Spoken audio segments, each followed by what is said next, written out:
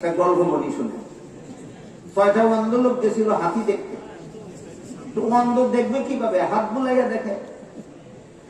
এখন তো হাত বুলালো হাতির পিঠে, এখন তো হাত বুলালো হাতির পেটে, এখন তো হাত বুলালো হাতির পায়ে, এখন তো হাত বুলালো হাতির লেজে, আর এখন তো হাত বুলালো হাতির কানে, আর এখন তো হাত বুলালো হাতির দাঁতে। ফিরার পরে লোকেরা যখন জিজ্ঞেস করে, অন্ধরা হাতি কেমন দেখলা? যে অন্ধ হাতির পিঠে হাত বুলাইছিল সে বলে হাতি খাটের মতো। যে অন্ধ হাতির পেটে হাত বুলাইছিল সে বলে হাতি ধানের গুলার মতো। যে অন্ধ হাতির পায়ে হাত বুলাইছিল সে বলে হাতি কলা গাছের মতো। যে অন্ধ হাতির লেজে হাত বুলাইছিল সে বলে হাতি লাঠির মতো। যে অন্ধ হাতির কানে হাত বুলাইছিল সে বলে হাতি কুলার মতো। যে অন্ধ হাতির দাঁতে হাত বুলাইছিল সে বলে হাতি মূলার মতো। তোমরা কি বলেন, হাতি কুলার মতো না মূলার মতো? অন্ধর দলে কোরআন, অন্ধর দলে হাতি যেমন দেখা দেখেছে, পরিদায় কোরআন তেমন পড়া পড়েছে।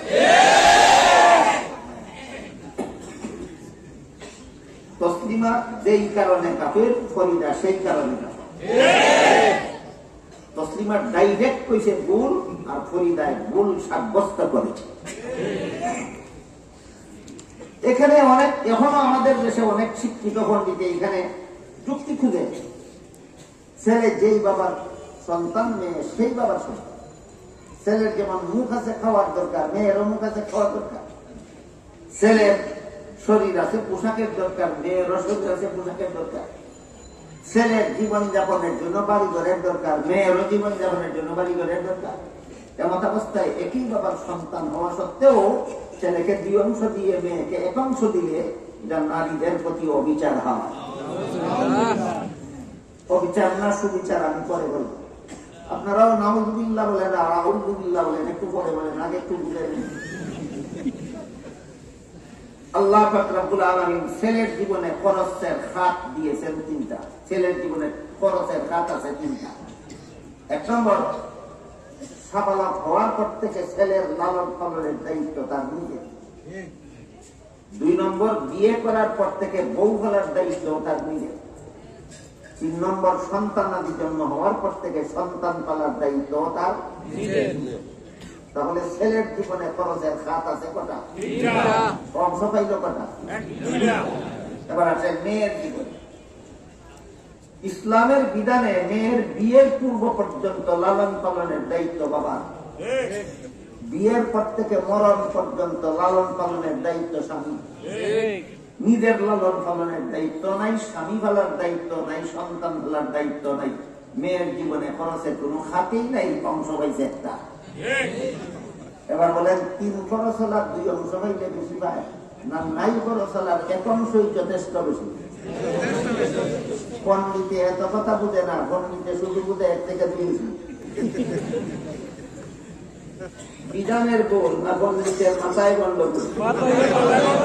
আল্লাহর বিধানে গন্ডগোল না পণ্ডিতের মাথায় গন্ডগোল? এই কথাগুলি বর্তমান বাংলাদেশের 17 কোটি মুসলমানের বোঝা দরকার। আল্লাহর বিধানে কোনো গন্ডগোল নাই, যারা গন্ডগোল খুঁজে এই সমস্ত পণ্ডিতদের মাথায় গন্ডগোল। এই সমস্ত পণ্ডিতদের অবস্থা বোঝাবার জন্য আরেকটা গল্প বলি শুনুন। একটা লোক ছিল একেবারে মূর্খ, দস্তখত ছিলেন না, লেখাপড়া তো জানেই না, দস্তখত ছিলেন না। তার ছেলেকে স্কুলে লেখাপড়া করতেন। ছেলে অত্যন্ত মেধাবী ছিল। একাধারে 10 বছর লেখাপড়া করে ছেলে এসএসসি পরীক্ষা দিয়া ফার্স্ট ডিভিশন, ফার্স্ট বয় হইয়া পাস করে।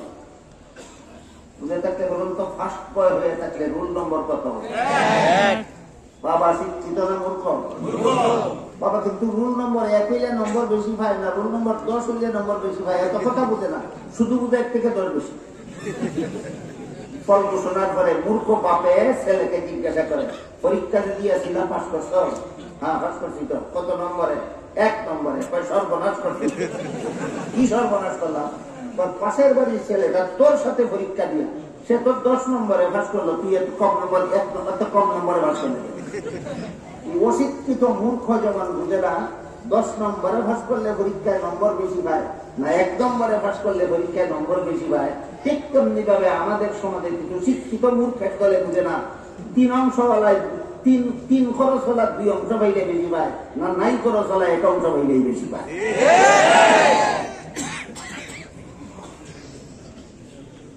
কয়েকটা উদাহরণ বুঝে থাকলে বলুন, আমাদের সমাজে এমন পণ্ডিত আছে কিনা যারা কোরআনের বিধানের বিরুদ্ধে যুক্তি খুঁজে?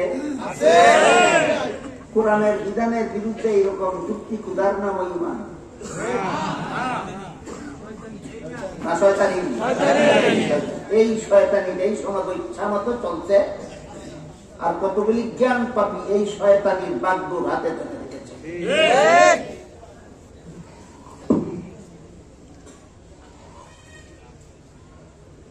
কাজেই কারো কোনো মন্তব্য, কারো কোনো যুক্তি, কারো কোনো ব্যাখ্যার দ্বারা যদি কোরআন অমান্য করা অবধারিত হয়ে পড়ে, তাহলে এটা ইসলামের নামে এমন ভ্রান্ত মতবাদ, যে ভ্রান্ত মতবাদ পোষণ করার কারণে তার ধর্ম আর ইসলাম তাকে না, সে কাফের হয়ে যায়।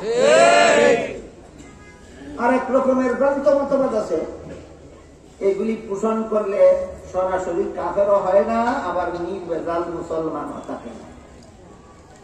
ওই যে সূরা 13 নম্বর আয়াতে আল্লাহ বলেছেন, কিমুদ্দিন, ইসলামের নামে ভ্রান্ত মতবাদ পোষণ করবা না, ইসলামের বিশুদ্ধ মতবাদে অটল।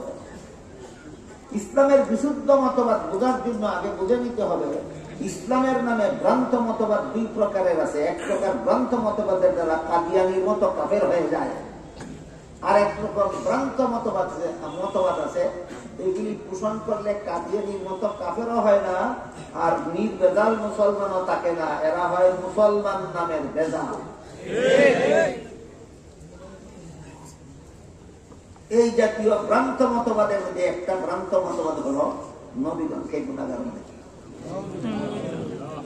নবীগণকে গুনাহগার মনে করলে কাদিয়ানীদের মতো কাফেরও হয় না, আর নির্ভেজাল মুসলমানও থাকে না। নির্ভেজাল মুসলমানও থাকে না। বিষয়টা আপনাদের বোঝাবার জন্য একটি উদাহরণ দিচ্ছি।